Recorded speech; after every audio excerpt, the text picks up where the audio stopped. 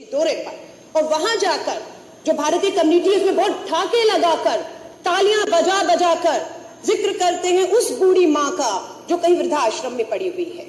ये कहते हैं मेरी बात हुई एक माँ से, जो पता नहीं कब बात होगी, बड़ी हैरानी की बात, और कौन से आश्रम की कौन सी माँ से प्रधानमंत्री जी की बात हुई, जुमले गढ़ना इनसे सीखिए कोई। उन्होंने कहा वहां पर जापान की हमारी इंडियन कम्युनिटी के सामने कि मुझे एक माँ ने बहुत आशीर्वाद दिया। उन्होंने कहा कि मेरे बेटा बहू मुझे वृद्धाश्रम में छोड़ गए थे, लेकिन अब मुझे उनको मेरी याद आ रही है और मेरे बैंक में 2.5 लाख रुपया जमा हो गया है। वो माँ कहाँ है, कौन सा आश्रम है, कब बात हो गई प्रधानमंत्री जी से जिसका जिक्र वो जापान में जाकर कर रहे थे, ठाके लगा रहे थे। अध्यक्ष जी, वो माँ मुझे मिल गई है, मैं बताना चाहती हूँ।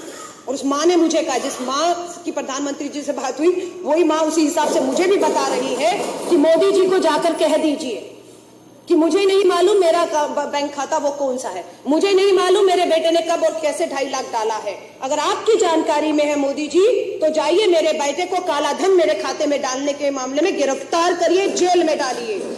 और आशीर्वाद मैं आपको तब दूंगी जब वो माँ ये कह रही है कि मैं अपनी 4 दिन से पासबुक लेकर बैंक के धक्के खा रही हूँ, मैं अपनी पेंशन नहीं लगवा पा रही हूँ, मैं दवा नहीं ले पा रही हूँ, वो माँ रो रही है। ये मोदी जी को मैं बताना चाहती हूँ, ये वही माँ है जिस माँ ने आपको आशीर्वाद दिया था। अध्यक्ष जी, सबसे बड़ी बात, खाता नंबर मैं बता रही हूँ ऑन रिकॉर्ड 5545100034। ये किसका अकाउंट नंबर है अध्यक्ष जी? पश्चिम बंगाल के भाजपा के जो खाता है, पार्टी कार्यालय का खाता का नंबर बता रही हूँ, दोबारा बता रही हूँ 5545100034। मैं क्यों इसका जिक्र कर रही हूँ अध्यक्ष जी? प्रधानमंत्री देश के कहते हैं ये जानकारी बहुत खुफिया रखी गई है, किसी को इसकी जानकारी नहीं दी गई है। 8 तारीख की रात को 8:37 में घोषणा करते हैं और उसी दिन सुबह 500 और 1000 के नोट भाजपा कार्यालय बैंक के खातों में जमा करा देता है सुबह सुबह। ये कोई पूछेगा कि 1 करोड़ रुपया जो भाजपा के खाते में सभी के सभी 100 और 500 के नोट जमा कराए गए, वो कैसे आए?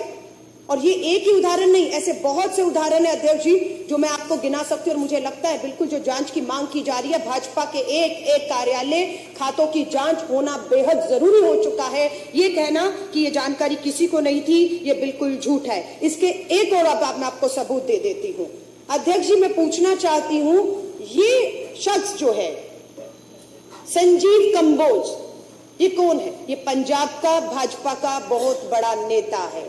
ये ट्वीट पर 2000 नोटों की गट्ठी की तस्वीर डालते हैं। और कब डालते हैं? मोदी जी घोषणा करते हैं देश के प्रधानमंत्री 8 तारीख की रात को।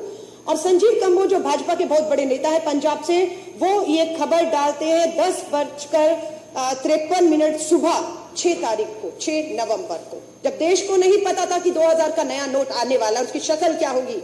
उसको आरबीआई जो है मोदी जी की प्रधानमंत्री की घोषणा के बाद जो है उस नोट को दिखाती है पूरे देश में कि वो नोट कैसा होगा। लेकिन भाजपा के इस नेता के पास इसकी जानकारी, इसकी तस्वीरें, ये नोट कैसे थे, ये तो देश जानना चाहेगा, कैसे इनको खबर थी इसकी।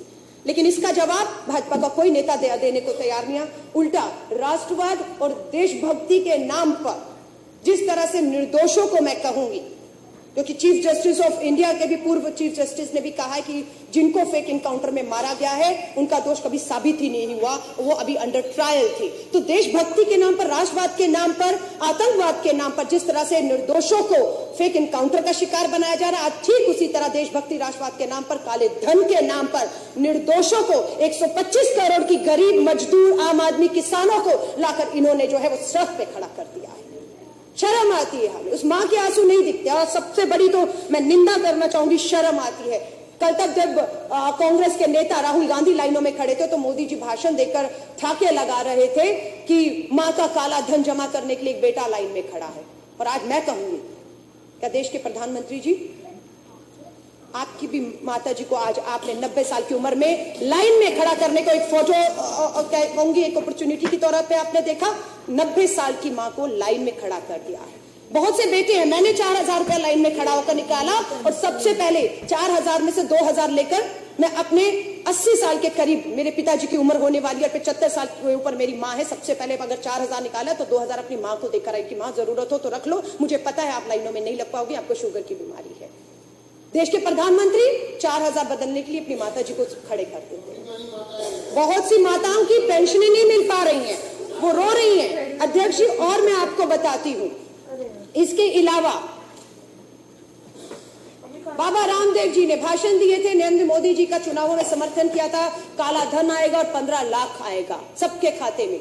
हम इसी देश का इंतजार कर रहे थे। जब मोदी जी घोषणा करने लग गए, मुझे लगा शायद काला धन वापस आ गया और सबके खातों में अब 15 लाख आने वाला है। लेकिन अध्यक्ष जी, होता क्या है, अभी एक अलवर की वीडियो जो है वो क्लिपिंग चल रही है किसी न्यूज चैनल की, उसमें बाबा रामदेव अलवर राजस्थान का कोई उपचुनाव होना है, उसके उम्मीदवार है, चांदनाथ प्रत्याशी है, उनके प्रचार में गए तो उनको भूल गए कि मेरे सामने माइक और कैमरे लगे हुए हैं। जो भाजपा के प्रत्याशी चांदनाथ हैं, वो बाबा रामदेव जी के कान में कहते हैं, अरे बड़ी मुसीबत आ गई, मेरा भी पैसा पकड़ा गया। ये उनके शब्द हैं। किसी ने कहीं से पैसे लाने में बड़ी दिक्कत हो रही है, हमारे पकड़े भी गए। अब बाबा रामदेव जी क्या कहते हैं, उनका हाथ पकड़ते, उन्हें चुप कराते, ये बात यहाँ बंद करो, बावले हो गए हो, यहाँ मत करो, फंस जाओगे। ये क्या सच्चाई है? ये क्लिपिंग चल रहा है लेकिन मीडिया नहीं दिखा रहा उसको। उसके ऊपर बाबा जी से नहीं पूछा जा रहा किसका कौन सा पैसा पकड़ा गया। ये वही बाबा रामदेव है जो आज पतंजलि में अंदर जो करोड़ों रुपए, मैं कह रही हूँ आप सरहद पे खड़े जवान का बाबा रामदेव हवाला दे रहे देशभक्ति के नाम पर। बाबा रामदेव जी, आपका हम लोग आपको तब हम मानेंगे जब आप पतंजलि के दरवाजे खोल देंगे और आटा और नमक और चीनी और भूखे जो लोग आज हैं उनके घर तक आपका पतंजलि का सामान पहुंच जाए। पर आपके यहाँ पर भी काले धन को सफेद करने का काम चल रहा है। दूसरा, भाजपा के ही बहुत बड़े नेता, बहुत नाम फेमस हुआ, सुषमा स्वराज जी वहां से चुनाव जब लड़ी थी, बिल्लारी ब्रदर्स करके माइन माफिया हैं, सीबीआई में उनके केस चल रहे हैं। 16 तारीख को उनकी बेटी की शादी है। ये हिंदुस्तान टाइम्स की न्यूज़पेपर में इसका खुलासा है कि 500 करोड़ रुपया बिल्लारी ब्रदर, रेड्डी ब्रदर, भाजपा के लीडर जो है नेता, 500 करोड़ रुपया अपनी बेटी की शादी पे खर्च करना चाह रहे हैं। क्या इसकी कोई जांच करेगा कि ये 500 करोड़ रुपया जो शादी पे उड़ाया जाएगा ऐसे माहौल में, वो कहां से आया? वो कैश है, बैंकों से आया? कैश है तो कब और कौन से बैंकों में ये बदला गया? अध्यक्ष, इसकी कोई जानकारी अगर आप मांगेंगे तो आपको देशद्रोही कहा जाएगा। अध्यक्ष, अभी एक और हिंदुस्तान टाइम पंजाब की खबर आई है कि पंजाब में 2 लोगों को 2000 के जाली नोटों के साथ पकड़ भी लिया गया है। मैं चांदनी चौक से आती हूँ, हमारे यहाँ पर बहुत प्रचलन है, सुनने में आता है कि हवाला कारोबार होता है, और आज तक और बहुत से चैनलों ने स्टिंग ऑपरेशन भी की। किस तरह से रातों रात काला पैसा जो है वो सोनारों की दुकान पर पहुंचा, सोनारों ने कैसे जो काला धन स्वीकार करते हुए किस तरीके से काला धन लेकर सोना बेचा है, इसका खुलासा हुआ। अध्यक्ष जी, हवाला के थ्रू कैसे पैसा हो रहा है, जाली नोट आ चुके हैं, बिल्कुल इसकी चिंता जो है वो इनको नहीं हो रही है। अगर आप प्रश्न करेंगे तो आपको देशद्रोही कहा जाएगा, आपको जो है। और मैं अध्यक्ष जी कहूंगी, नितिन जी प्लीज, ये अखबार की सच्चाइयां हैं। दिल्ली के 80% एटीएम खाली पड़े हुए हैं क्योंकि 100 का आपने 500 1000 बंद कर दिया, उसके बाद एक ही नोट बचता एटीएम में जो फिट होता था वो 100 का होता था।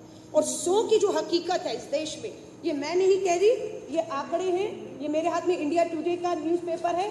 इंडिया टुडे का न्यूज़पेपर ये बता रहा है कि देश में कुल करेंसी का जो 500 के नोट थे उसका 47% जो है वो हिस्सा था, और जो 1000 के नोट थे उसका लगभग 37%।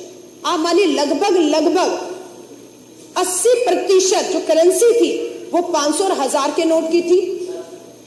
80-85 बाकी जितना भी रह गया, कुछ प्रतिशत 100 के नोट से ये देश ये सोच रहे हैं कुछ यूं चल जाएगा। ये हकीकत है।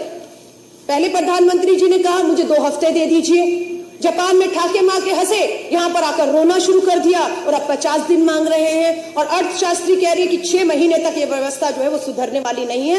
अराजकता का माहौल सब जगह है। अगर दिल्ली के मुख्यमंत्री उन्हें चेतावनी भी देते हैं कि संभल जाइए, इस देश के हालात बहुत बदतर होने वाले हैं, लेकिन वो कहते हैं कि आप हमें धमका रहे हैं, आप हमें धमका रहे हैं। आश्रय लेना चाह रहे हैं कि कश्मीर में अगर स्टोन पेल्टिंग, अध्यक्ष जी, अगर बंद हो गया तो 500 के नोट बंद करने से हुआ है। तो मैं ये भी बता दूं, इस 500 के नोट के साथ स्टोन पेल्टिंग अगर पथराव वहां बंद हो चुका है, लेकिन खतरा पूरे देश में इसका पैदा हो चुका है। उसके उदाहरण है कि बहुत जगह लूटमार शुरू हो गई, काले बाजारी शुरू हो गई है, नमक तक को लेकर खारी बाबली की दुकान को लूटा गया है। इन सब के लिए सरकार बिल्कुल भी तैयार नहीं है। 25,000 रुपए में कैसी होगी बेटी की शादी? इनका दर्द सुनने वाला कोई है? कौन नहीं चाहता अध्यक्ष जी?